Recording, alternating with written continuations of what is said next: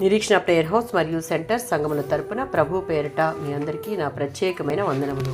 ఈ దినపు దేవుని మాట యోహాను సువార్త 15వ అధ్యాయం 5వ వచనం. నాకు వేరుగా ఉండి మీరేమీ చేయలేరు. ద్రాక్షావల్లిని నేను, తీగలు మీరు. ఎవరైతే నాలో నిలిచి ఉంటారో, నేను ఎవరిలో నిలిచి ఉంటానో వారు సమృద్ధిగా ఫలిస్తారు అని చెప్తూనే నాకు వేరుగా ఉండి మీరేమీ చేయలేరు అని దేవుడు హెచ్చరిస్తున్నాడు. యోహాను సువార్త 15వ అధ్యాయం 4వ వచనం. ఒక వ్యక్తి క్రీస్తుని విశ్వసించిన తరువాత పాపక్షమాపణ పొంది నిత్య జీవాన్ని స్వీకరిస్తాడు. తద్వారా క్రీస్తులో నిలిచి ఉండే శక్తిని పొందుకుంటాడు. ఆ క్షణం నుంచి జీవితకాలమంతా ఆయనలో నిలిచి ఉండే స్థితిని ఆయనిచ్చే కృప ద్వారా పొందుకుని కాపాడుకోవాలి. ద్రాక్షావల్లిగా ఉన్న ఆయనలో తీగల వలె ఆయనిచ్చే జీవంతో నిలిచి ఉండుటకు మన ఆలోచనలు, ఉద్దేశాలు, మన క్రియలను దేవునికి యోగ్యంగా ఉంచుటకు వాక్యమును విడువక ధ్యానించాలి.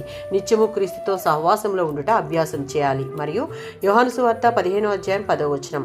ఆయన ఆజ్ఞలను గైకుంటూ ఆయన ప్రేమ యందు నిలిచి ఉండాలి. పాపమును విసర్జించి వాక్యము ద్వారా మన జీవితాలను నిష్కల్మషంగా ఉంచుకుని పరిశుద్ధాత్మ ఆదేశానికి ఎప్పుడూ లోబడి ఉండుటకు ప్రయాసపడాలి. రోమీయులకు రాసిన పత్రిక 8వ అధ్యాయం 14వ వచనం.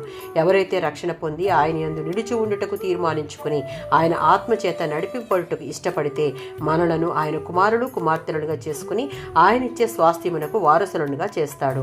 యోహాను సువార్త 15:7లో ఉన్నట్లుగా ఈ అర్హతను సాధించి మనం ఆయనలో నిలిచి ఉంటూ వాక్యమైనటువంటి సత్యము, ఆయన మాటలు మనలో నిలిచి ఉంటే అప్పుడు ఆయనకిష్టముగా మనం జీవించగలుగుతాం. అప్పుడు మనకిష్టమైనవి ఆయన మనకు అనుగ్రహించి బహుగా ఫలించడి అనుభవంలోనికి నడిపిస్తాడు. ఆమేన్.